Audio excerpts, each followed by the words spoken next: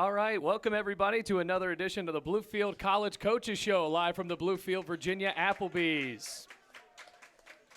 With me today are big guest here, the AAC Attacker of the Week, middle blocker, Katie Kendrick, everybody. Aww. Round of applause, come on. Now, Katie, the AAC Attacker of the Week, you're a senior. Now, don't be nervous. This is supposed to be fun. Listen. Okay. How does it feel to receive that honor? I mean, it feels great, but I couldn't do it without my team, so. You couldn't do it without your team. Who helped No. you the most?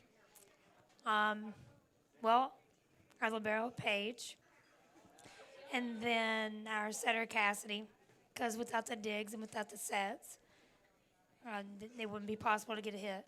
So you guys actually had a rough start to the season, started out 0-14, but it's a good thing now because you guys have won 4 of your last 5. What has really changed for this volleyball team where you guys have found some success? I think our chemistry has gotten better. I know in the beginning nobody was really used to each other, and even though we did just lose one player, it kind of felt like we lost everybody. So not everyone was really connecting and like vibing with each other, and not even really talking to each other, but now we're just having fun and just playing the way we can play. But that's not really a change that can happen overnight. So you go from not talking to each other and not really vibing with each other. What eventually sparked that where you guys are hanging out more and talking to each other more?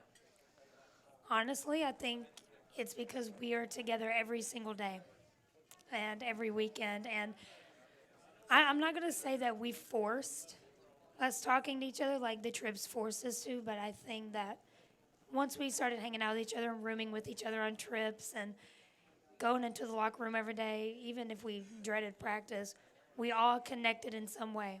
Who's the player that you usually room with on these trips? Paige Fischer, What's our libero. Okay, so she's a senior. What's something you've learned about Paige through rooming with her throughout the years? Okay, so when we sleep together, she does not like me really touching her. Okay, that makes sense, though. But I have to put a pillow in between us because I have to have something touching my back. But if I move like one time, she'll freak out. Okay. So it'll be like.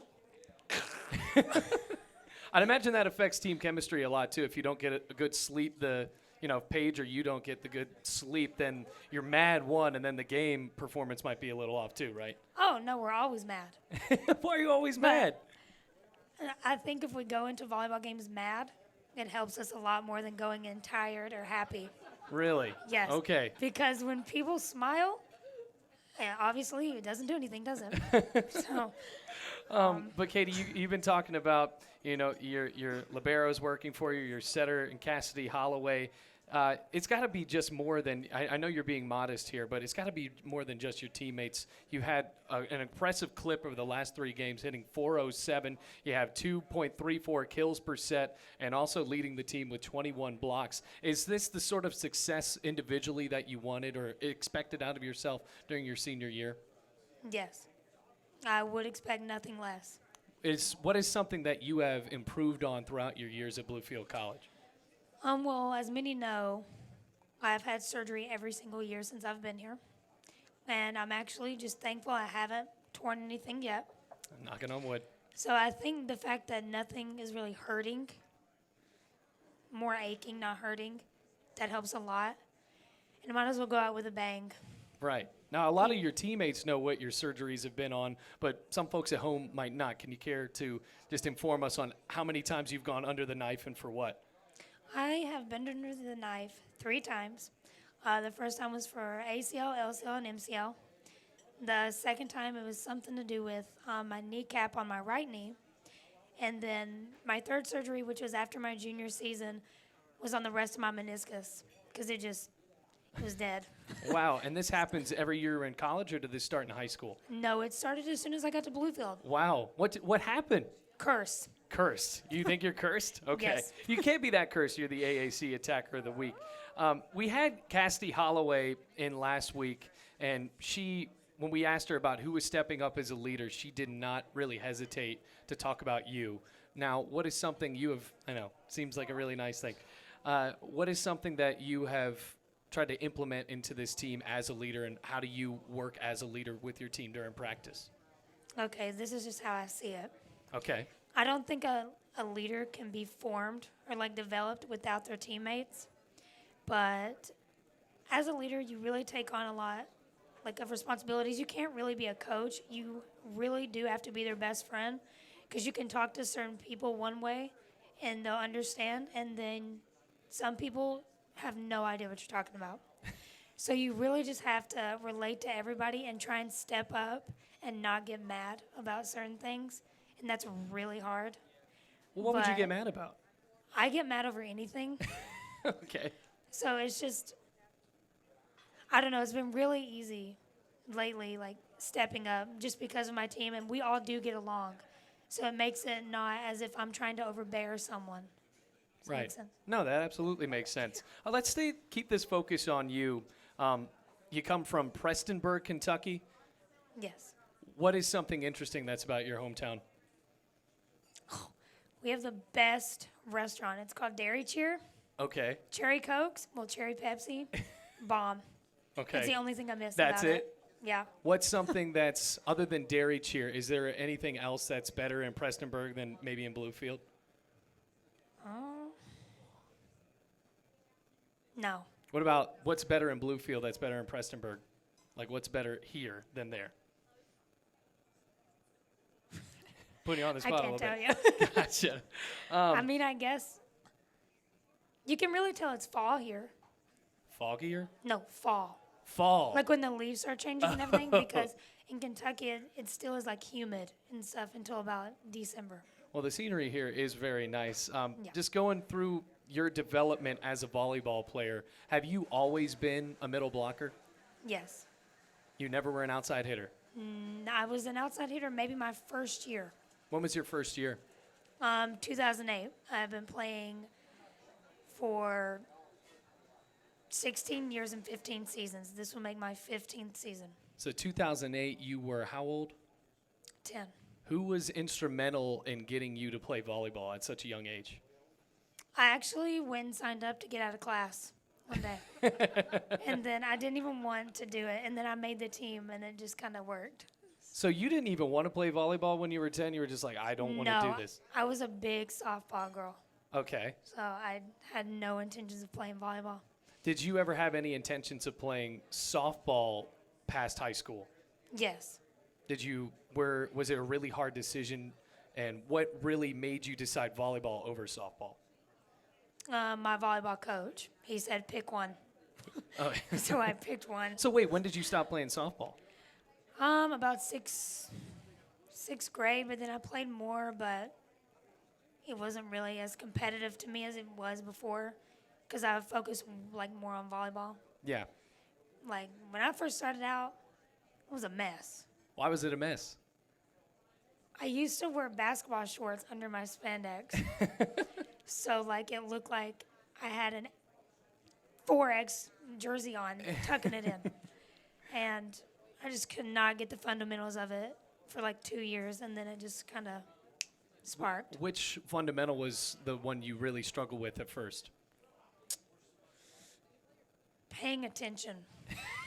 Okay. Because I would focus one way, and something would be going on over here, but I would still worry about that when I needed to worry about the people beside me. I'd imagine in volleyball, that's the sport where you got to pay attention the most because there's so much happening at one time. Yeah. Yeah. Kentucky is known for a great prep volleyball scene. Mm-hmm. How competitive was your high school playing against other teams in your state? Ooh, don't get me started. It was so competitive. It was so much fun. Like, there was maybe 2 teams that wasn't really competition. Yeah. It was just sweeping away, and then the rest of the competition was always like hard, competitive, and we always had to train for it. So How good was Miss your it. high school team? really good. What was your best high school memory playing volleyball? Like one of them, or Just more? give me the best one. Winning. Winning And what? constantly working our tails off. We never stopped. And it was the best feeling in the world. Well, you're playing another team from Kentucky tomorrow, Kentucky Christian, Yeah. at the Dome. What is something you guys need to do to get the win tomorrow? Really focus on the areas where they're not going to be in. Like, when they shift, don't push it to that side, push it to the other side. And I think, I'm not going to say it's going to be a piece of cake, because I think it's honestly going to split. Right. But I think if we come in prepared, like we did this past weekend, then we'll easily win. Well, I got my quick hitting questions for you. This is the fun part of everybody's, at least athlete interview. So, Katie Kendrick, middle blocker of Bluefield College women's volleyball. What is currently your favorite show? Oh, Friends. What is your favorite song to warm up to? Bohemian Rhapsody. That's a long one. Okay. We'll play that tomorrow. Favorite sport that is not volleyball? Baseball. What is the last movie that you saw? Scream. What is your dream job outside of volleyball? Behavior analysis. Who is the funniest volleyball player on the team? Paige. Favorite class that you're currently enrolled in? Conservation law. And finally, what is your favorite part about Bluefield College?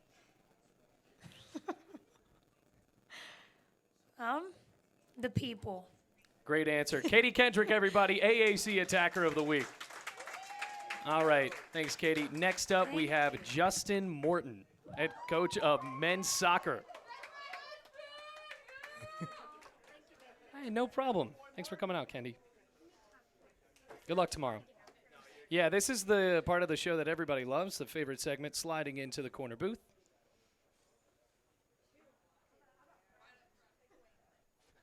Get in close here, Justin. All right. Scoot in a little bit more. There you go. See yourself in the camera, and we are ready to go. All right, Justin, first of all, congrats on your big win against CIU, and that was one of the, round of applause for the head coach, Justin Morton, everybody.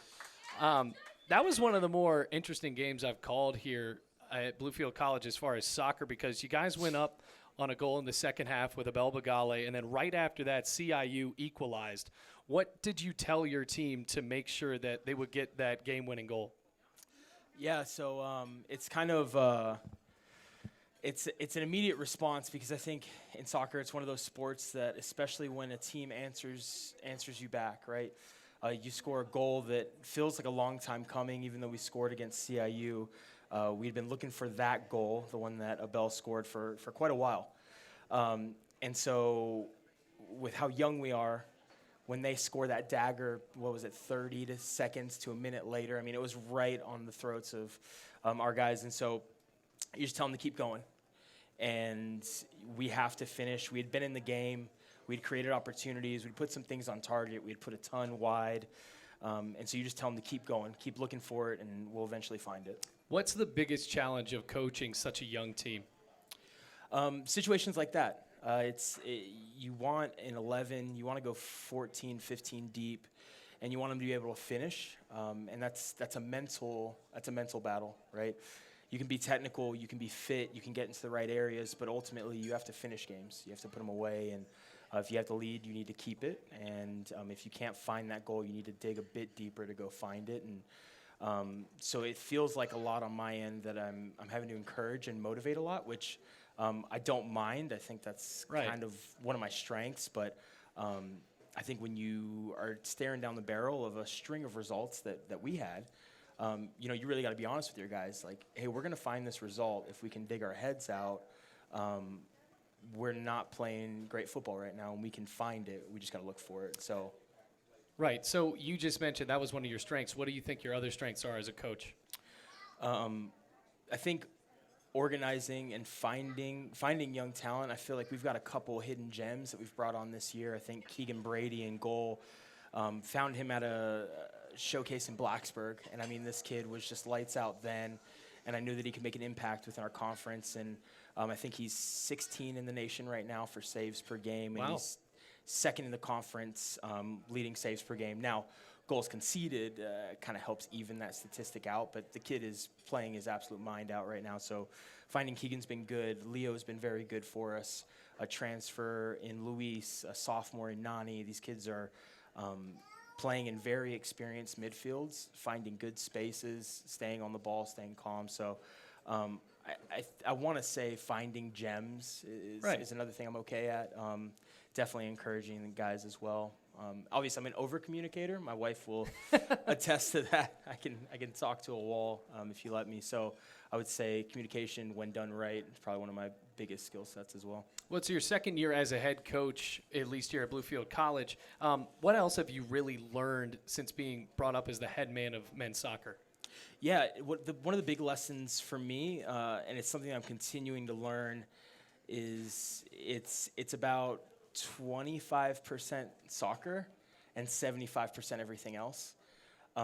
There's a lot that goes on behind the scenes to make programs tick, to make like the games, the scheduling, creating good budget reports, making sure that I don't go over in certain things.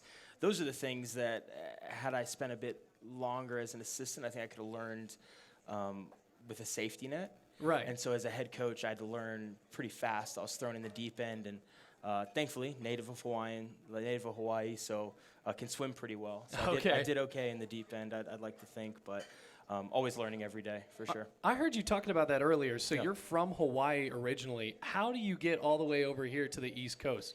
Yeah, so my parents just loved to not have me in a stable home life, so that's great. They thought I don't know if I can laugh at that. Or No, it's a joke. It's a joke. I promise. You can tell because I'm smiling. They don't look at me like that. So, no, they just like to move a lot, and so they wanted constant new scenery. So I was born in Hawaii. I spent about 8-9 years there, and then my family found some new work, a new line of jobs in Las Vegas, Nevada. Okay. So I spent a couple years there in Las Vegas, and then our families ended up actually moving to Tennessee.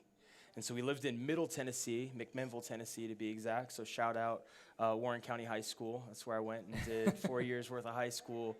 And so ended up in Tennessee, and it's kind of been just this kind of career progression all the way up to here. So you said you were in Tennessee. You actually went to college in Tennessee as well at Bryan College. Being a small college soccer player, how is that kind of preparation? I think at this level, at the NAI level, it demands a little bit more recruiting-wise. I think at our school, at 2 years, and then I'm a coach for a season as well. You know, it's a highly international recruiting. It allows us to go out and find those with a diverse background, and your strength as a coach is bringing all those cultures together and making them compete and helping them to compete and creating an environment where they can do that. And so Bryan, precursor for that, because I think during my time there had some of the most. In 2010, they were the 9th-ranked team in the nation, and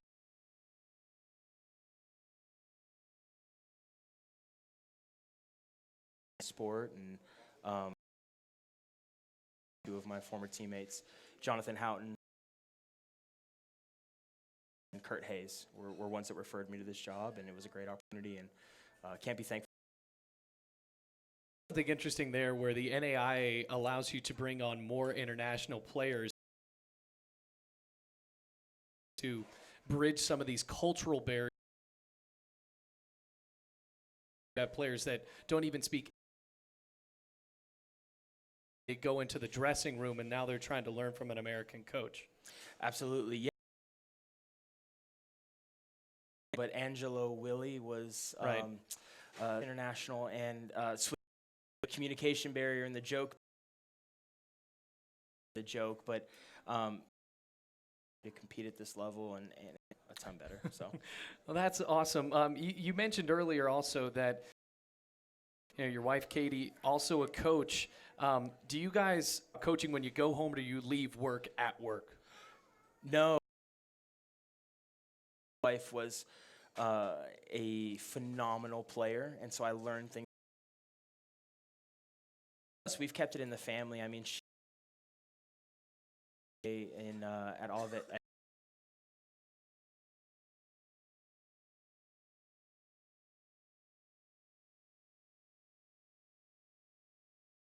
Probably 2012, and then I myself in it 2007. So for us to stay at the NAI levels, we love it. The small is the speed that we enjoy, and so we definitely it's where we've gotten in some because she made it there, and that's a great experience. So she's awesome. Well, your daughter is also an attendant. Definitely have to be more disciplined, and I have to be a bit more disciplined. So I do feel like I have who are somehow like falling. My stewardship is like being babysat. And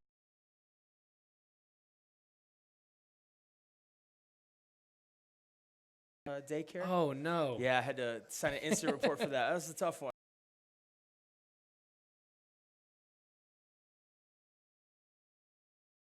She just bit a kid. So, not particularly.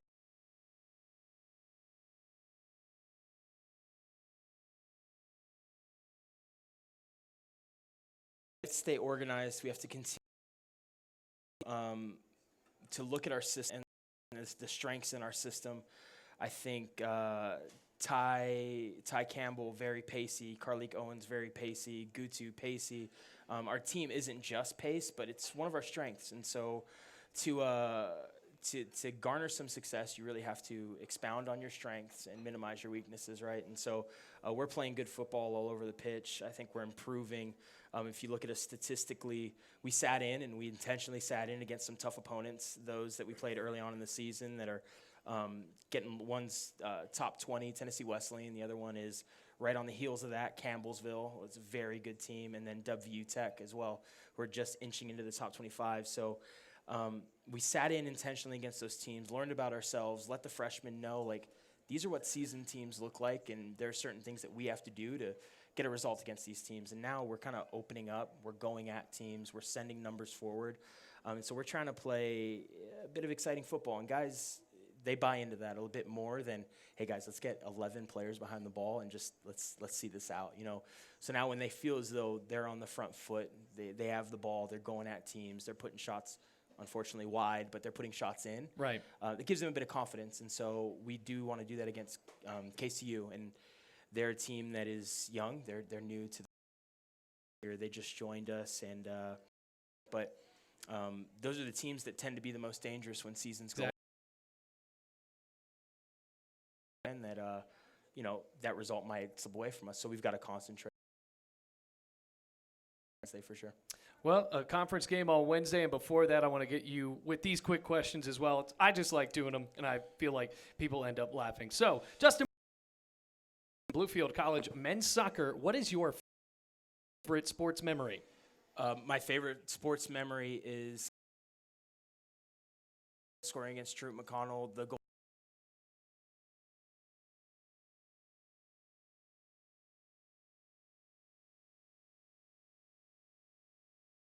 Ahead, my first coach. I hope Kevin's watching. What would your last, if you had to pick? With the side of Katu is after this. Katsu. Who is your musical artist? My favorite musical artist is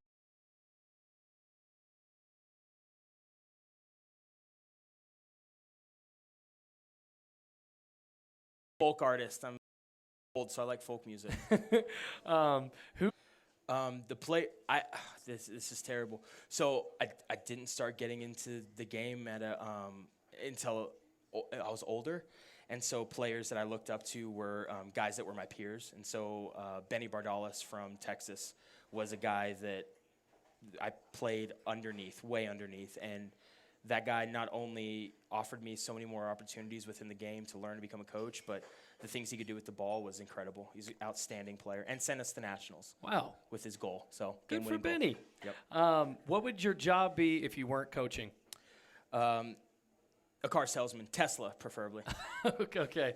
And finally, what's your favorite part of Bluefield College? My favorite part of Bluefield College, to piggyback off of the wonderful student athlete earlier, is the people.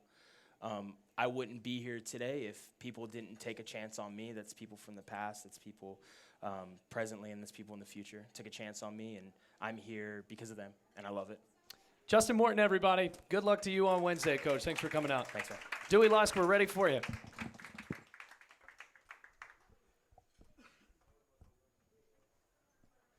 Dewey still here? Oh, there he is. Thanks, Coach. Dewey Lusk, everybody.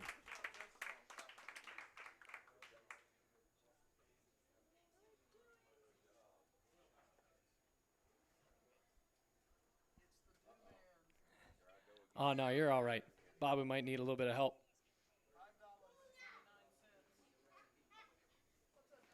Appreciate you coming out, Coach.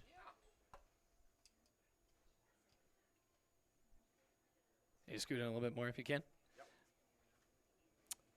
All right, Coach, we won't make this a gigantic interview today, but coming off of the rivalry game against Emory and Henry, first of all, it was very exciting to just have that as an opportunity in Southwest Virginia, and I'm sure everybody will agree that it's a great thing as far as the potential of football in the area. But what were your just plain takeaways from that loss? Well, I think we played extremely hard, and it was nice to see all the folks. There were several folks I hadn't seen in a long time. That was good. But we played extremely hard. We fought back, tied it up. And then once again, we had, a couple penalties that keep drives going. Had a couple turnovers that didn't help. But we fought all day, tried to stay in the game. Give Emory credit. They've got a good football team. But like I've said earlier, we still need to take care of us. And until we can correct some of those mistakes, and it's not for lack of effort because we're giving much effort and we're playing hard. But we have to play 4 quarters of mistake-free football against these good football teams that we're playing to give ourselves a chance. And even with some of the mistakes we're making, through 3 quarters in most of these ball games, we're in it, right, with a chance to win. And we've got to learn how to finish. That comes with experience. We dressed 63 kids the other day. 40 of them are freshmen, and that's not an excuse, but you've got to gain more experience. And the more we play, the more experience we're going to gain. And we're looking forward to playing the next game. And I think that's something you guys did take care of yourself with. The run defense looks like it has vastly improved. And the defensive line, particularly Colin O'Donnell, he looked like he was playing really well on that front. Colin did a really nice job, and he's going to give you all he's got and play hard. He's a great leader. And he had a really good game, and we were able to shut down the run part. But we're still giving up too many big plays in the passing game. And, once again, if you're turning the ball over on offense, giving up the big play, and we'll get teams to 3rd down, and the next thing you know, it's 3rd and long, and here we go. And, we're due a break or two also. We haven't had a break yet. No. Not the first one. And, some of the undefeated teams that I've been associated with in 35 years, it's funny how you catch those breaks. Right. And I also realize you got to create your own breaks, but we're due some breaks, and it's going to happen, and we're going to continue to get better, and we're going to get our first win here real soon. Well, you got Union this week. It's actually turned into a rivalry game, another one for Bluefield College. Last year it got a bit testy, but you guys really find some success, or at least have found some success against them in the past 2 years. Well, we've had 2 nice victories over them the last couple years. They're searching for their first win, so they'll come in here hungry, ready to play. And like you said, it's a rivalry game, so you don't know, expect the unexpected. So anything could happen. But we need to focus on us and continue to strive to get better and eliminate mistakes. Something that might change this week, Jordan Huntley no longer on the football team, but it looks like the running backs have started to step up. Wilson has played well, and White also looked like he was pretty competent out there against Emory and Henry. And, these guys are getting their first carries and trying to figure it out, and they continue to get better as well. We had a couple folks in the JV game, Xavier Freeman. I mean, he continues to get better, Cameron Wright. So we've got several young backs, and we just got to keep feeding them the ball and let them gain experience and let them to continue to improve as well. So with the Union College Bulldogs, I know you want to focus on yourself, but they're coming off of one of the more lopsided losses I think anybody has ever seen at this level, a 98-0 loss. Have you ever been in a situation like that as a coach where your team might have been blown out in a lopsided way like that, and then you still have to motivate your team to come back and win the next game? Well, yeah, and I always approach it's just like life because when life happens, you're going to have highs and lows, and you don't quit. You keep battling. You put one foot in front of the other, and you make the best of it, but you don't give up. And you keep fighting and playing to the best of your ability. And, those games are going to happen sometimes. And Cumberland's Kentucky has a very good football team. They're ranked in the top 10, and it's a rivalry game, the Brass Lantern game. Right. And so – I'm sure it snowballed on them. Yeah. And they were able to make some plays and scored some quick touchdowns. And you just got to hang in there and keep battling and do the best you can. Well, Coach, we appreciate your candor, and we love you coming out here every week. And it's the best part of my Monday talking to you here on the Coaches Show. I appreciate all y'all do for us, and thank you for having me. That'll wrap up another edition of the Bluefield College Coaches Show. Come back next week on Monday at 7 o'clock. Tune in to volleyball tomorrow at 6 p.m., correct? 6:30 p.m. at the Dome, and then football against Union on Saturday at 6 o'clock at Mitchell Stadium. So until then, Bailey Engel, Dewey Lusk, take it easy, Rams fans.